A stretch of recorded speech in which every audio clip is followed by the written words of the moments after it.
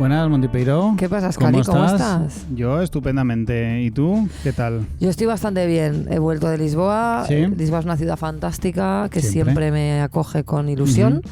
Vamos, que eso ya lo sabías, en realidad. Sí. Que te lo ibas a pasar bien y vas a encontrar una ciudad maravillosa. Básicamente podías decir esto aunque lo hubieses grabado antes de irme. Podría haberlo dicho antes de irme, sí, porque es algo que no falla. Pero el caso que se ha hecho realidad. Sí, está muy guay. Ha molado mucho también que vuelva Noé, por fin, aquí. Noé ha sido muy querida. Y bueno, pues aprovechar para...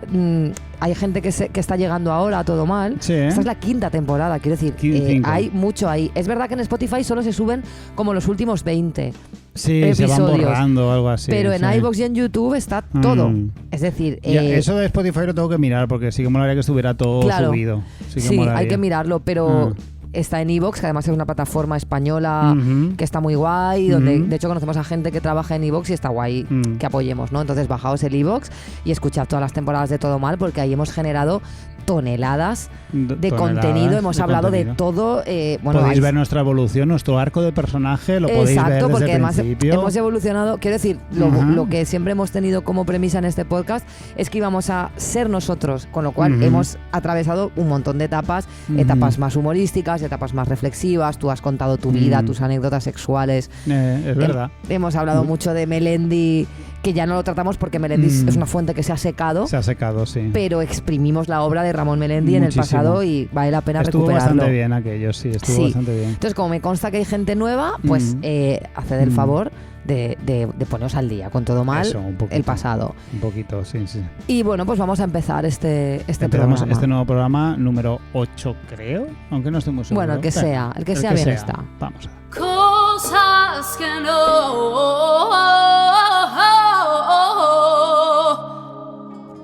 no, coño, que no. Mira, Escaliburcio. ¿Qué pasa? Yo sé que tú te llamas a ti mismo agorer, que tú eres muy agorer. Me gusta mucho, sí. Pero yo estoy un poquito en contra de la gente agorera, bueno, de una manera muy concreta. Te explico. Yo estoy pasando algunas cosas en mi vida, tú lo sabes, lo sabe todo el que nos escucha, son un poquito estresantes.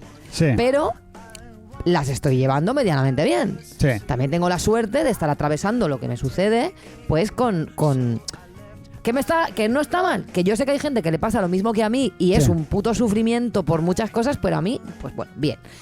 Y hay gente que me dice, uy, qué raro, eso no va a acabar bien, porque y me crea un estrés que digo, por favor, no puedo gestionar más esto. Cuando la gente os dice que algo que en teoría debería ser mucho más doloroso, en su caso, por lo que sea, no está siendo todo lo doloroso que suele ser, pues os tenéis que alegrar. Claro. No tenéis que meter en la cabeza que va a estallar la Tercera Guerra Mundial. Sí. ¿Me entiendes lo que te quiero decir? Sí, te entiendo perfectamente. La verdad es que en ese aspecto yo no soy tan agorer. Yo soy muy agorer con unas cosas concretas, rollo de estar... Perder el metro y no hipervigilante con cosas que pueden salir mal y tal, pero... No es el tema de pinchar globos. No es que yo se me dé especialmente bien, a no ser que esté muy mal, que entonces igual sí que puedo pinchar algún globo, pero... No soy de los que te dice, uy, no lo hagas, uy, qué mal, uy, qué tal. No, que va, no eres nada ese tipo de agorero. Es aburridísimo ser así. No, sí. Además, hacedlo con vosotros mismos, haced como yo. Si tenéis que ser muy pesimistas, hacedlo con vosotros mismos, pero con los demás hay que ser positivos. Hay que animar a la gente. Claro. No seáis así. Pues sí. ¿Y tú? Mi cosa que no es básica y simplemente los psicólogos en las redes sociales. En general. No puedo más. Sí, ¿por qué? Hay alguno interesante, hay alguno de hecho que me encanta y que mola mucho sus perspectivas, porque normalmente es gente que suele coger cosas que se viralizan para mal y lo que hacen es puntualizar y decir, cuidado que estáis diciendo que esto es adictivo y no tenéis ni puta idea de lo que es adictivo y estáis diciendo que los videojuegos hacen que se mate a gente y esto no es así del todo tal. No sé, hay psicólogos que bien, pero los psicólogos estos de TikTok, más que de Twitter... Ya, es que no los conozco, la verdad. No es que los conozca, pero he visto vídeos, porque al final uno inevitablemente se tropieza con vídeos y tal. Sobre todo tengo mucho en contra de gente que trabaja en lo sanitario.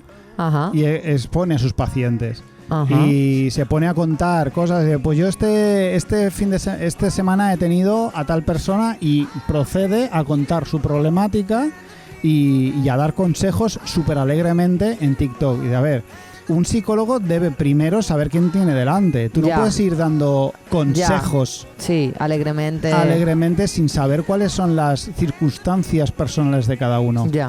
Y sobre todo lo que menos aguanto son psicólogos estrellitas de memes y no sé qué. Y de los psicólogos y los memes para mí se llevan regular. Sí. Se llevan regular. Y llevar la psicología con humor y tal está bien hasta cierto punto. Yo no lo soporto. Mi conclusión, que no lo aguanto. Sed profesionales, ejercer vuestra profesión y dejaos de followers y de mierdas. Está bien. Pues muy bien. Pues nada. El escaliburcio más intolerante. El escaliburcio más en contra de las cosas.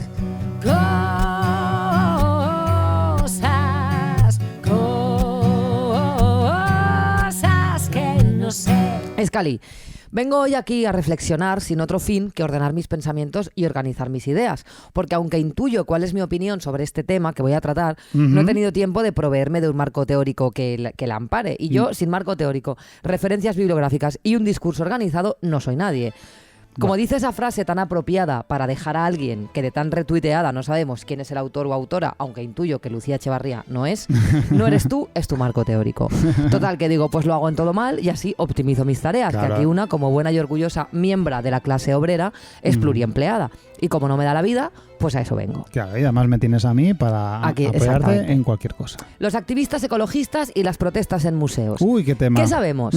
Porque ya a estas alturas ha opinado todo Dios. Todos los historiadores del arte, todos los tuiteros, tu cuñado y hasta tu primo José Luis, el que no distingue un Caravaggio de un Tapies. ¿Y qué opino yo? Pues vamos primero a contextualizar la movida. A ver. Hace unos días, activistas de la organización Futuro Vegetal escribían entre dos cuadros de Goya del Museo del Prado la frase más 1,5 grados, haciendo referencia al aumento de 1,5 grados en el calentamiento global. Estas activistas exigen que se tomen medidas como dejar de subvencionar a la ganadería e invertir ese dinero en desarrollar alternativas vegetales. Según ellos mismos exponen en su web, la ganadería es, con diferencia, el mayor usuario de tierras del planeta y el principal impulsor de la deforestación en el mundo. Es responsable de más emisiones de gases de efecto invernadero que todo el sector del transporte mundial combinado. El propio IPCC lleva años recomendando un cambio de sistema alimentario para combatir la crisis climática.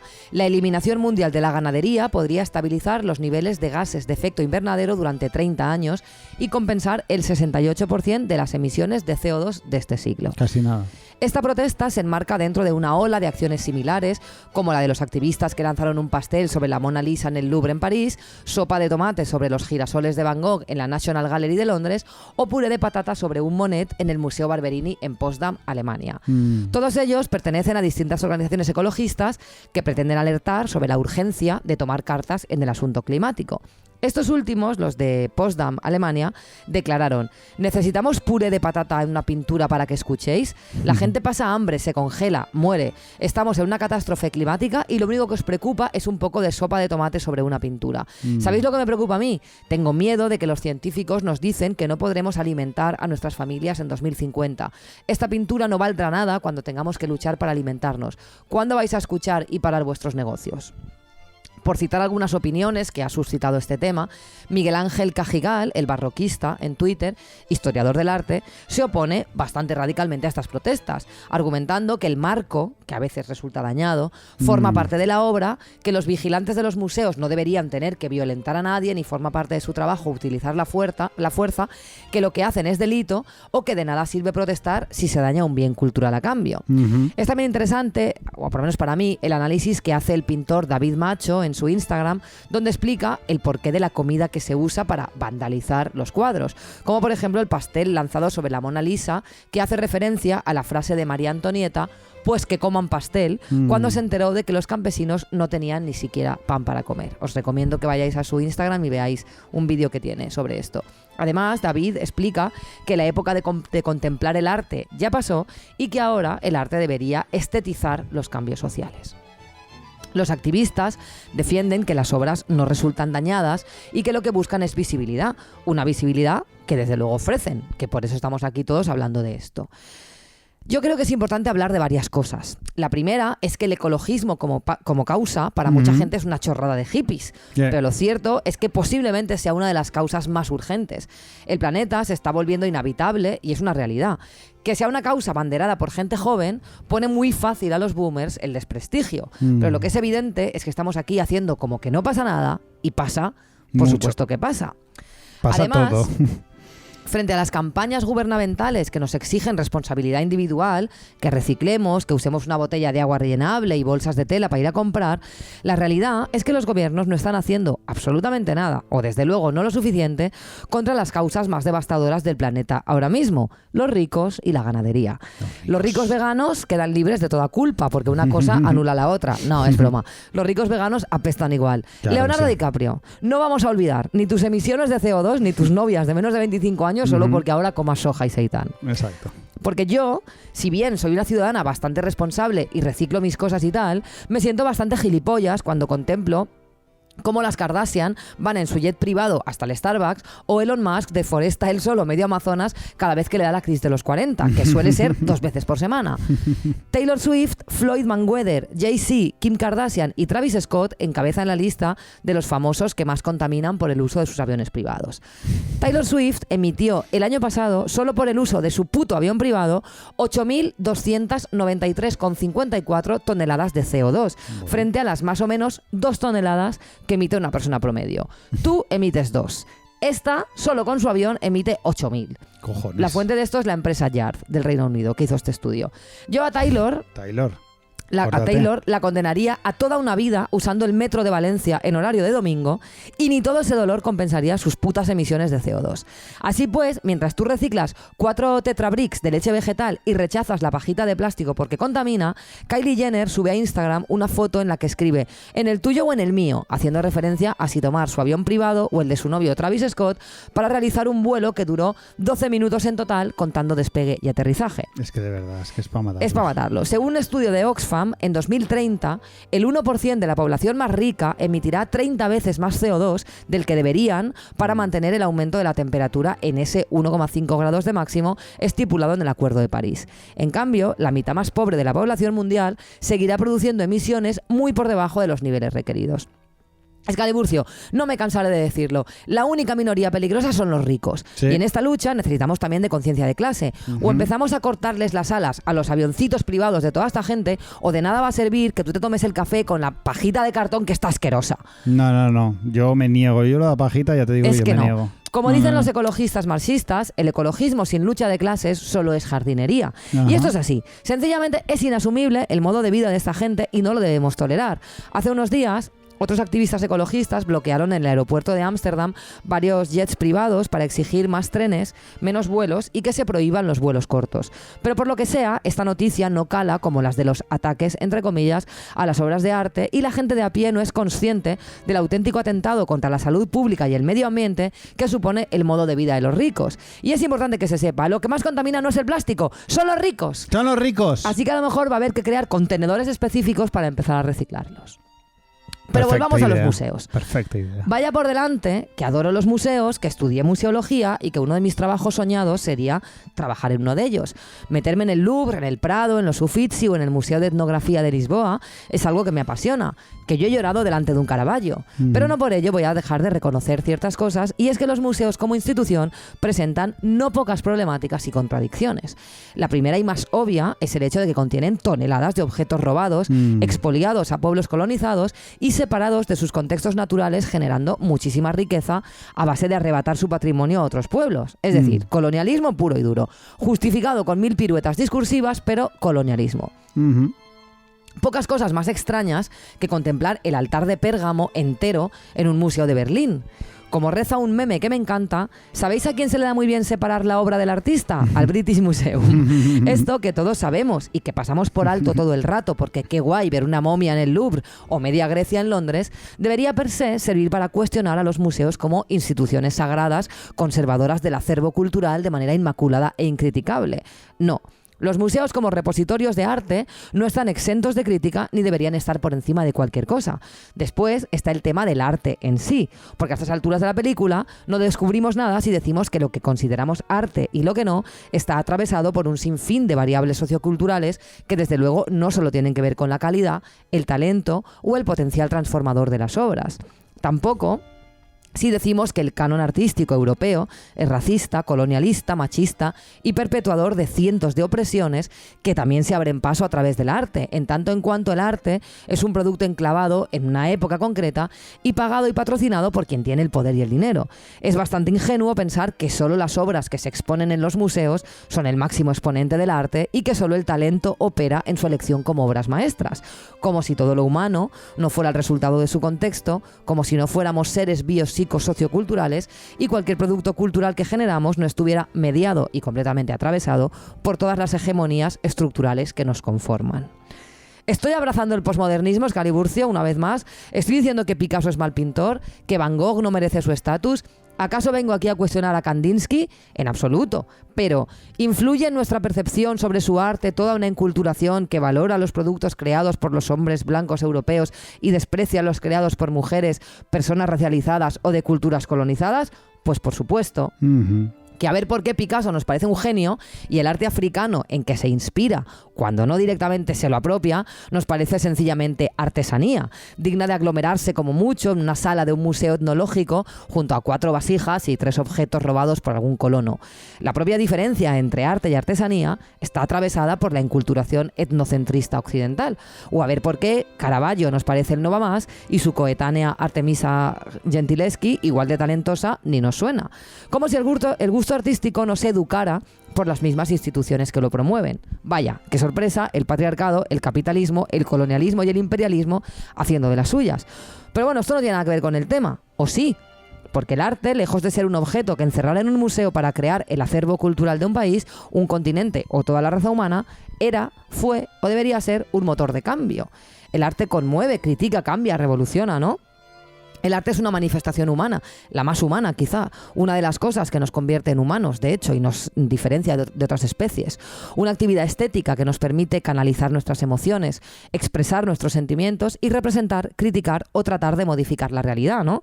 Entonces, Escaliburcio, ¿no sería la protesta realizada directamente sobre el arte una nueva manera de arte, teniendo en cuenta además que es simbólica, puesto que la obra no sufre daños, aunque algunos sostengan que el marco, que sí que puede sufrir daños, es súper importante? ¿No tiene todo el sentido performar la destrucción del arte para alertar de la destrucción del medio que nos permite ser humanos y crear arte? ¿No es en sí la institución museística una frivolidad frente a un mundo abocado a la destrucción?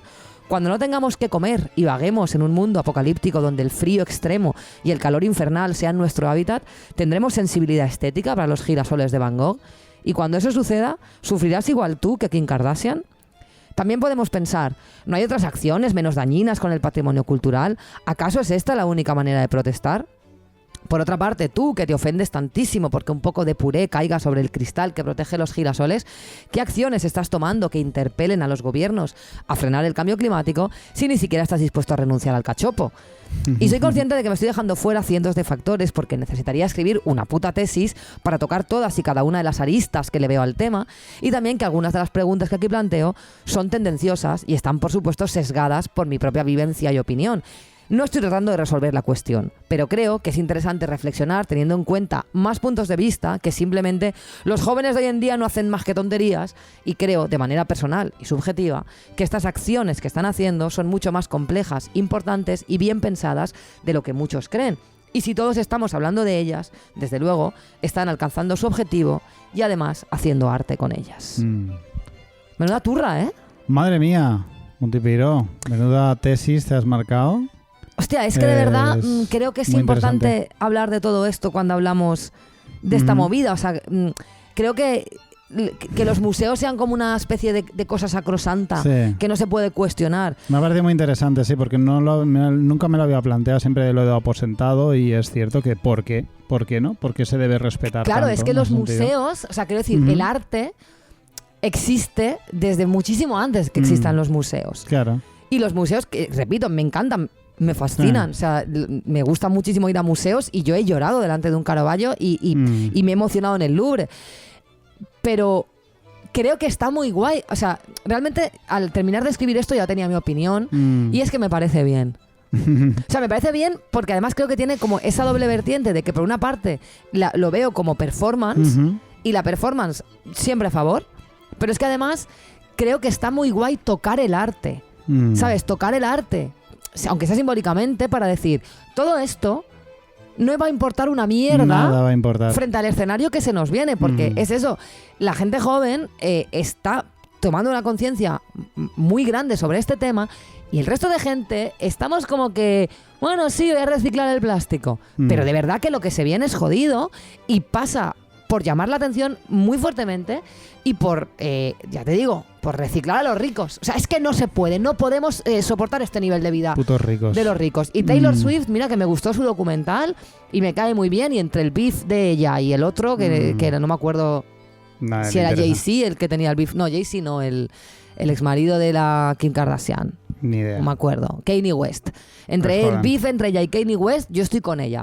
Pero, colega, o sea, déjate el puto avioncito privado para hacerte vuelos de media hora y te coges un coche. Un coche. Eléctrico. Como todos. Exacto. ¿Sabes? Tú te coges puedes un coche coger eléctrico. un Tesla. Exacto, un Tesla. Bueno, a lo mejor Tesla también hay que chapar la empresita. Ya Elon Musk también, ¿sabes? Es que me pone muy nerviosa porque la gente ahí, uy, esto es que no hay que dañar los bienes culturales. No están dañando los bienes culturales y sinceramente, yo no soy historiadora del arte y entiendo que si están diciendo que el marco importa, pues será que el marco importa. Pero a lo mejor importa que de una vez el ecologismo se ponga en primera línea de las causas, porque es que la Greta Thunberg, está todo el mundo riéndose de ella, no sé, pues tío, es que de verdad tienen razón. Yo la conclusión que saco de todo esto es simple y llanamente contestar a todo el mundo que critica esto con el ánimo de decir así no se hace la revolución o así no se protesta, con el hazlo tú. Hazlo tú. Hazlo tú. O sea, con esa frase, hazlo tú, porque es muy peligroso y creo que es muy peligroso lanzarse a criticar la protesta ajena simplemente porque los medios no te convencen. Claro. Porque cada uno en su situación personal y según su plan, tiene su plan. Tiene su manera de actuar y de reivindicar algo. Y eso no tiene por qué invalidar su protesta. El hecho de que tú consideres ridículo que por otra parte consideras ridículo algo que se hace viral siempre que ocurre, claro. ¿Qué quieres que te diga? Algo tiene que funcionar. Es que la desobediencia es lo que tiene. Es que no te tiene que gustar.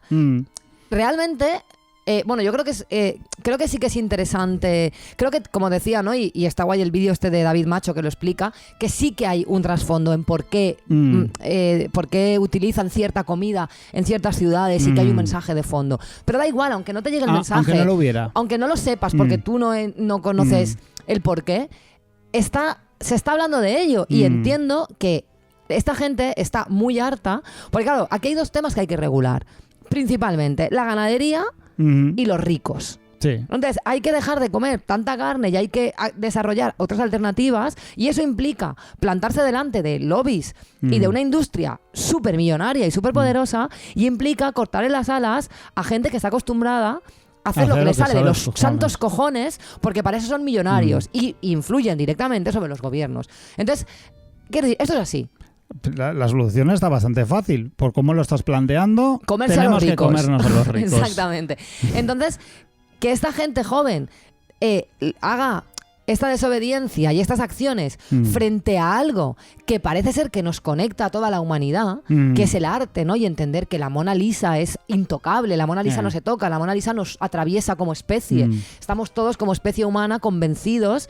Bueno, que ese es otro pensamiento bastante etnocentrista. Claro, pero bueno, claro. en fin. Pero en teoría estamos todos convencidos de que la Mona Lisa es lo máximo que nos puede pasar como especie humana y lo que hemos conseguido, que es dejar esa huella, ¿no? En el arte.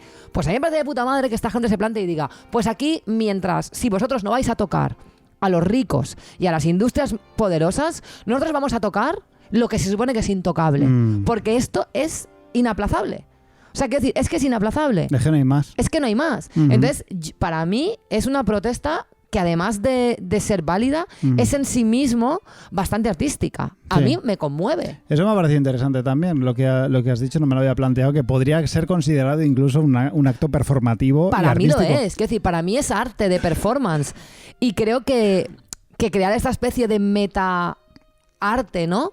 A través de los clásicos, conectar a los clásicos del arte con las protestas actuales a través de la performance, que es un producto artístico bastante actual, a mí me conmueve en un sentido artístico. Y yo aprecio una belleza en eso.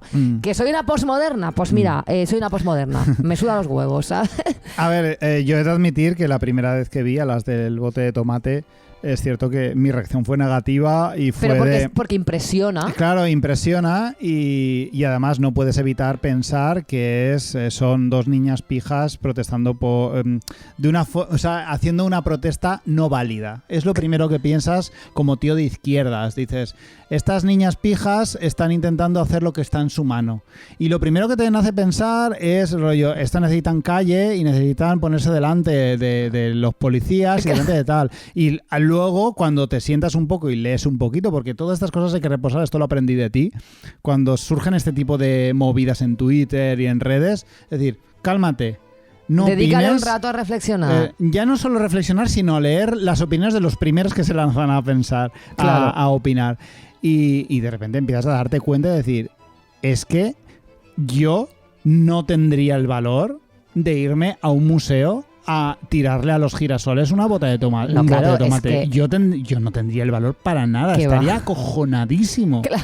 Y ellas ahí lo hacen y se quedan mal. Y luego, Bueno, y luego las represalias, porque a unas periodistas del diario que han ido a cubrir la movida de Sí. lo de que ha pasado en el Prado, Sí. están detenidas a una movida. Una cosa muy o sea, rara, sí. realmente es lo que dices como protesta, porque aparte te enfrentas a un delito bastante grave de dañar el patrimonio cultural. Sí. O sea, que no es moco de pavo.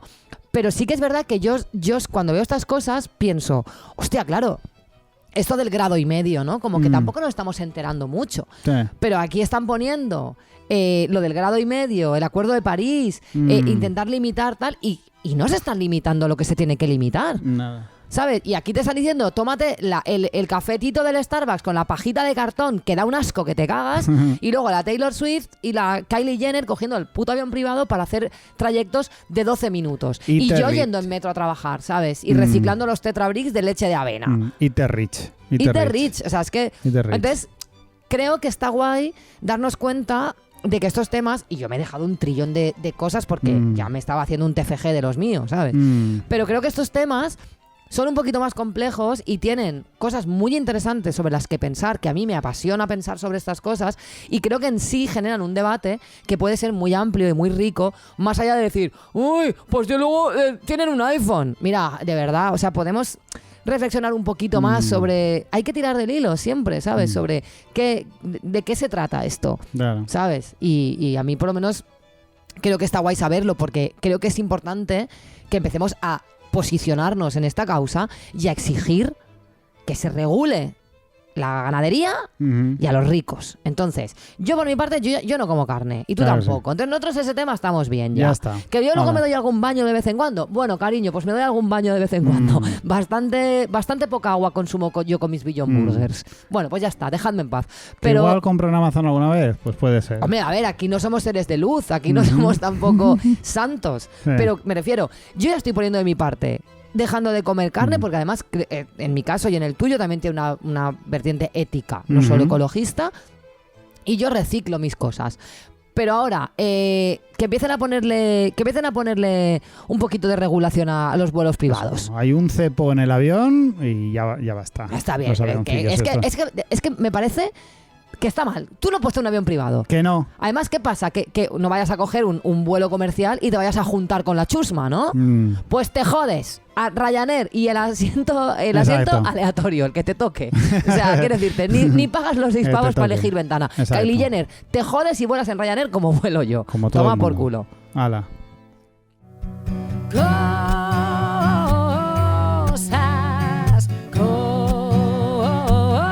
Cosas que no sé.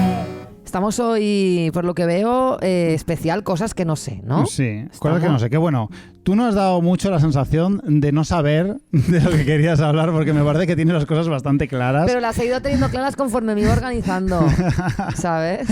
Vale, pues creo que en mi caso puede acabar algo parecido.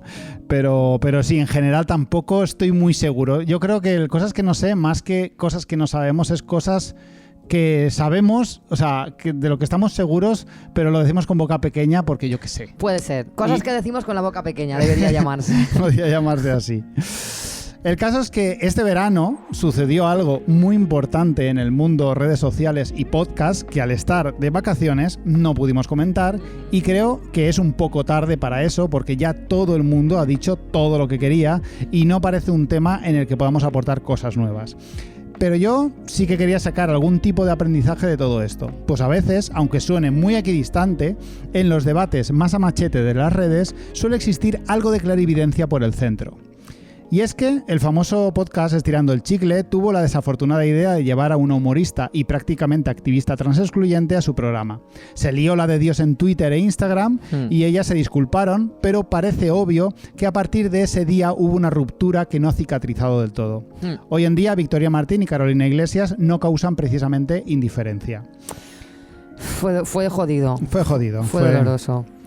Lejos de entrar a debatir nada sobre lo que ocurrió, me gustaría hablar de algo que desde hace mucho tiempo estoy observando y estalló a lo grande en este desagradable episodio. El abanderamiento de entretenedores. Ojo, las palabras que me he montado. Entretenedores existe. Sí, entertainers, ¿no? Entertainers. Parece que fue ayer cuando una chica anónima dijo en Twitter que estaba en una biblioteca y se acercó un chico a invitarla a un café y esto le pareció machista. Desde entonces ha llovido muchísimo. Entonces, eso además para ti fue como un punto de inflexión. Sí, fue mi punto de inflexión.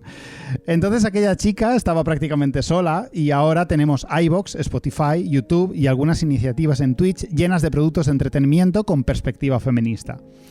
Este podcast, sin ir más lejos, nació hace casi 5 años, fruto de conversaciones que creímos en su día que estarían bien siendo escuchadas por más gente. Por entonces, el feminismo ya estaba a topísimo, pero como referentes fuertes teníamos básicamente pues, a Isa Calderón y Lucía Lidmaer con su Deforme semanal y a Irantzu Varela con El Tornillo. Creíamos que podíamos aportar algo. Hoy en día, el mercado está saturado. Ahora cualquiera tiene un podcast y todos desde multitud de perspectivas diversas, y eso es maravilloso. Pero el mundo sigue siendo un lugar horrible con fascistas, aspirantes a brokers de Wall Street y mediocres en puestos de responsabilidad, lo que nos hace necesitar más que nunca voces disidentes que nos recuerden y no dejen que se apague la llama de la revolución de las revoluciones, pues no solo el feminismo se está moviendo en las raíces de nuestra sociedad. Esencialmente la gente está hambrienta de representatividad, ya que la tele tradicional sigue dando la espalda a la nueva sociedad que viene imparable y las grandes compañías solo se acercan a las luchas cuando pueden usarlas en su beneficio, como el queerbaiting o el pinkwashing, que son un poco... Esto está trayendo un pequeño problema que a veces se hace gigante, y es que la cantidad de gente majísima con grandes ideales que descubrimos en medios alternativos terminan tarde o temprano decepcionándonos porque acaban haciendo anuncios con empresas millonarias, haciéndose amigos de humoristas españoles, colaborando en programas de Risto Mejide o poniéndose de perfil en algunos temas que pueden traerles muchos conflictos en el ámbito laboral. Y ya ni siquiera eso, una simple broma en el peor momento posible y una mala disculpa posterior puede causar muchas desilusiones. Lejos de ser mi intención el justificar nada, yo no vengo a hablar de la responsabilidad de los creadores, que podríamos hacerlo, sino de la nuestra como espectadores y su efecto en nuestras propias experiencias. Creo que estamos creando representatividad por encima de nuestras posibilidades y en consecuencia están pagando las causas sociales que nada tienen que ver. La gente cuando se abre un canal de YouTube, de Twitch o un podcast puede tener la muy loable intención inicial de defender una causa, pero en el fondo lo que quieren es o dinero o reconocimiento. Y no es algo malo, es algo normal. Nosotros, sin ir más lejos, decimos todas las semanas que sin Patreon, todo mal ya no existiría.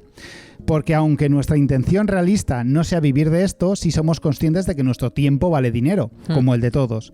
Y si alguien se ofreciese a sponsorizar el programa, lo valoraríamos. Lo dejamos caer de paso. Claro. Porque desgraciadamente vivimos en un país capitalista donde necesitas dinero para sobrevivir. Y los productos de entretenimiento que van surgiendo gozan de perspectivas, sí, pero no tienen que ser abanderados de nada. Y las terribles hostias y decepciones que nos llevamos me dan mucha pena. Hace décadas tú podías perfectamente admirar el trabajo de un actor o un presentador y no enterarte nunca de que en realidad era un puto gilipollas. Ahora eso es mucho más complicado de ocultar y tarde o temprano te llevas los chascos. Y creo que va siendo hora de entender una cosa. Todo el mundo quiere o ganar dinero o escalar socialmente en un mundo determinado, ya sea en el entretenimiento, el arte o incluso la política. Nada es gratis o a cambio de nada, y si es a cambio de nada, se suele acabar enseguida. Y repito, no es algo malo. La gente quiere vivir, quiere prosperar, quiere pasarlo bien, y si de paso una reivindicación social se mete un poco más en el mainstream o en las instituciones, eso que ganamos. Claro. Pero creo que debemos empezar a ver a la gente más como profesionales que como amigos o referentes ideológicos, que eso está pasando mucho. Sí. La gente cree que son amigos. La gente es imperfecta como nosotros y aprende sobre la marcha y elige sus caminos. Nuestra es la labor de coger lo que nos interesa de sus enseñanzas o sus experiencias y hacerlas nuestras. Disfrutar el camino que determinado entretenedor nos ofrece y cuando dejemos de disfrutarlo, pasemos a lo siguiente. La gente que se gana la vida en los medios no es amiga nuestra, no conocemos sus circunstancias y siempre nos podemos llevar sorpresas desagradables. Creo que es nuestro deber, como consumidores, el exigir siempre que podamos un discurso que nos incluya a todos, pero al mismo tiempo debemos ser fuertes porque la gente va a seguir decepcionándonos, pues el dinero y los contactos a menudo están en los lugares excluyentes. Y aunque diga todo esto, como si supiera de lo que estoy hablando, tengo muchísimas dudas. De ahí que estemos en esta sección de cosas que no sé. No es tan fácil separar las cosas y para disfrutar de ciertos contenidos necesitamos sentir afinidad por sus creadores. Pero creo que podemos estar mejor si aprendemos a alejarnos un poco. Creo que es un tema complejísimo donde se cruzan muchísimas variables y repito, estoy hablando de nuestra labor como espectadores y el daño que nos hacen las personas que admiramos. Pues de la responsabilidad que tenemos como creadores, eso ya es otra historia. No sé de todo lo que he dicho. Es que es súper complejo porque en realidad está claro que está habiendo como una divinización de cierta gente a la que les estamos exigiendo la perfección, pero también es verdad que está habiendo como un intento de pasar ciertos temas como una cuestión de opinión que no deberían. Que no deberían. Entonces yo sí que entiendo que hay ciertas cosas que hay mucha imperfección, mucha duda, por supuesto, y mucha metida de pata, que estoy dispuesta a tolerarle a mucha gente que admiro, por supuesto, como me la estoy dispuesta a tolerar a mí misma. Sí. O sea, estoy segura de que si revisitamos todo lo que hemos dicho en este podcast, habrá barbaridades de todos los colores. Sí. Seguro que hemos metido la pata, hemos sido racistas, hemos sido transfóbicos, seguro que hemos metido la pata. Pero siempre hemos tenido la voluntad de mejorar y la voluntad de aprender. Y también hemos hecho mucha mirada atrás y cuando hicimos el especial 100, recuerdo que también hablamos de nuestras propias cagadas. Yo me descubrí a mí misma haciendo chistes que no me hacen gracia a día de hoy. Y creo que es bueno, porque eso significa que nuestra sensibilidad y nuestra sabiduría va aumentando, aunque no vayamos a alcanzar nunca la perfección porque somos humanos imperfectos. Pero sí que creo que en el contexto que tenemos actualmente, creo que hay muchísima gente interesada en hacer pasar el tema de la transfobia como una cuestión de opinión, que tú puedes opinar una cosa o la otra, claro, y es tan buena una cosa como la otra. No. Y creo que no puede ser. Por ahí no, obviamente. Luego también podemos debatir sobre si la cancelación o sobre si lo que se hace es un tema amplísimo que además estoy aburrida, la verdad. Estoy aburrida. Y ya hemos hablado de ese tema. Pero creo que sí que entiendo que haya ciertas líneas rojas que no debemos tolerar. ¿Significa eso que la gente no tenga derecho a la redención? Por supuesto que tiene que haber un derecho a la redención. Sí, por supuesto. Pero también tiene que haber una reflexión para eso. Y no unas disculpas cutres, como en el caso de Estirando el Chicle, que el primer comunicado para mí fue la decepción de la decepción. Exacto. Y yo sabes que es un podcast que yo desde aquí he recomendado cuando estaban muy lejos de triunfar como luego lo hicieron. Y me han encantado, pero yo sí que he sentido cierta desconexión. Yo no puedo evitarlo, o sea, yo tampoco voy a estar ahí machacando en Twitter y tal, pero, yo no he dicho nada, pero a mí a nivel personal yo me he desconectado por completo. No quiero saber nada. Claro, es que... Pero de verdad porque me nace así, no es rollo, no, yo racionalmente decido desvincularme porque estoy en desacuerdo con cómo lo han llevado, no sé qué, no, yo realmente desde dentro me ha nacido así. A mí Pero un bueno, poco también, pese a que si vuelves tirando el chicle, volveré a escuchar. Es verdad que los productos que han creado ahora por separado no me interesan. Y en el de Carol, de hecho, el Iggy Rubin sí. soltando más Sí. bromas transfobas, ya Sí. fue como para mí la gota de colmo el vaso. Y el podcast de... Y en Victoria Martín, el primer programa lo hizo con David Suárez. Claro, que es un tío que no me interesa para nada, entonces... Simplemente, ya te digo, no es una cancelación activa por mi parte. Si vuelves tirando el chicle, quizá lo escucharía, estoy convencida. Pero sí que es verdad que hay ciertas cosas que decepcionan a un nivel profundo. Hay algo roto. En este tema se ha roto algo entre mucha gente, con mucha gente que estaba muy a tope y ahora ya no está tan a tope porque algo se ha roto. Claro. Yo creo que hay mucha gente ahí, esto que se habla mucho de la cancelación y tal, yo creo que hay mucha gente en nuestra situación en la cual no hay tampoco una cancelación activa, simplemente hay decepción y la gente lo va manejando. Yo creo que hay mucha gente que se decepcionó, que fue al WeThink a verlas y seguro que el WeThink fue espectacular, claro. ¿sabes? Y que ellas son muy buenas en lo suyo, son buenas cómicas, han hecho algo increíble, han hecho historia. Sí. Sus colaboradoras son magníficas, o sea, Lala Chus o Enar Sí. Álvarez a mí me parecen de lo mejor. Sí. Es que me encantan, ¿sabes?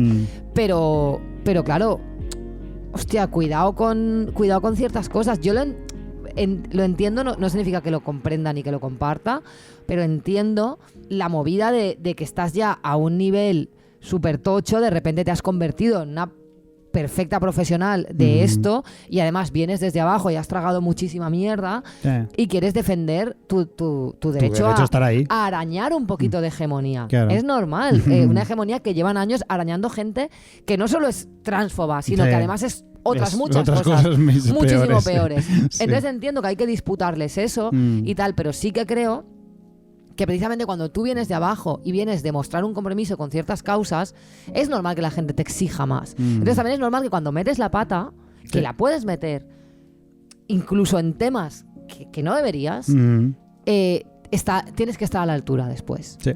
¿Sabes? Tienes que estar a la altura y no es lo mismo pues una metida de pata con ciertos temas que con otros. Y este tema es un tema que actualmente, y lo saben, porque es imposible no saberlo, joder, es el tema más candente del feminismo actual, es el tema que está dividiendo al feminismo, que está creando una brecha insalvable. Una brecha muy dura. Y es un tema que además es un debate donde se está dando un debate teórico que está acabando con gente prácticamente quemando libros de Judy Butler, que es para mí una de las grandes filósofas de nuestra era, y está provocando auténticas batallas, se están rompiendo amistades por este tema. Sí. O sea, se está haciendo...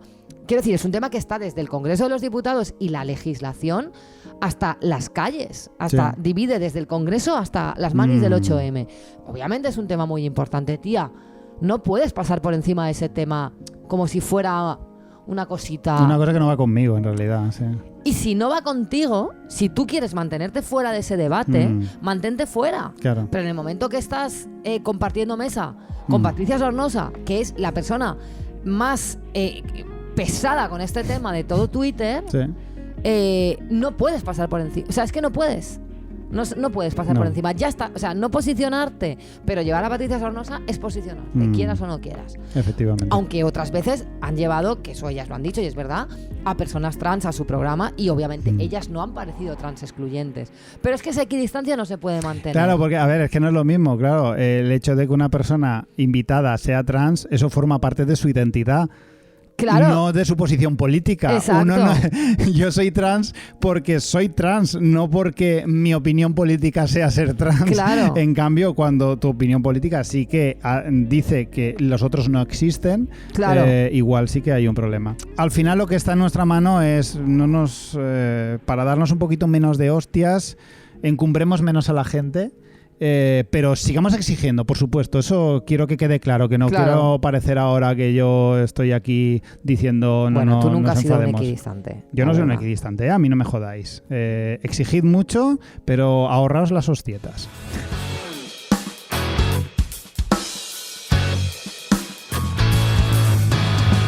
Bueno, pues ya estarías, Caliburcio. Ya Título estaría. del Patreon esta vez. Madre mía, este yo. programa ha sido intenso. Veo que has cogido tú el testigo de el testigo del anticapitalismo. Sí, porque claro, ya estaba pareciendo como que aquí el que se posiciona políticamente eres tú y Ya. yo me limito aquí a contar que estoy deprimida. Pues de eso No, nada. de eso nada. De eso nada. Yo siempre dispuesta a rajar de los millonarios. Siempre. Putos desgraciados. Los puto odio. Odio a los putos ricos. Que eres puto jodan. No pretendas ahora quedar tú por encima. A ver, Déjame. algo tengo que decir, que has estado tú estupenda todo el programa y yo tengo que aquí rellenar un poco con mucho odio a los ricos. Bueno, pues queda claro. tu Vale, ya ha odio. quedado claro. Venga. Vale. Recordad a nuestros oyentes que tenemos un Patreon, que es Patreon barra... Patreon.com/todo mal. Siempre lo digo mal. Bueno, siempre lo digo mal no, porque casi nunca lo digo, porque lo dices tú, pero yo lo tengo que decir alguna vez. Sí. Patreon.com/todo mal. Allí Sí. podéis apoyar si os ha gustado la turraza que os hemos pegado hoy. Claro, porque aquí detrás hay unas horas de Claro, documentación. porque ¿eh? nosotros no somos ricos, nosotros queremos comernos a los ricos, entonces queremos vuestro dinero. Para ser porque- un poco menos pobres. Exacto. Pero aún Y- así, muy lejos de los ricos. O sea, y ya está. No pidáis pajitas de cartón de esas que dan un asco que dan un flipas, asco que flipas. que les den por el culo. Bueno, pues nos vamos a despedir con una canción de Nicky Hill, que es una cantante que me flipa. Ujú, Una mezcla de soul y rock y una energía increíble. ujú. Suele venir bastante de gira por España, o sea que es probable que la podáis ver en algún momento. Y esta canción se llama The Fire That's In Me. Ideal. Ideal. Pues la semana que viene, Más. más y o peor.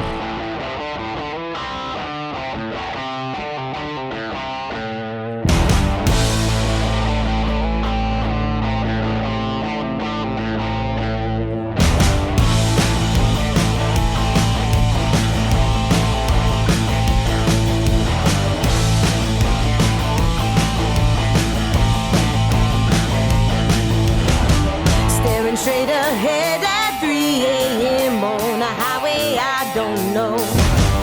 Destination plugged in, but it feels like I'm headed nowhere too slow. Another sip from a roadside cup. Another pill says more hours to stay up. I'm stuck in my mind for another night, and I'm struggling to put up a fight. 'Cause I'm tired. I'm so tired. I'm so tired. And I'm trying to make it through, yeah.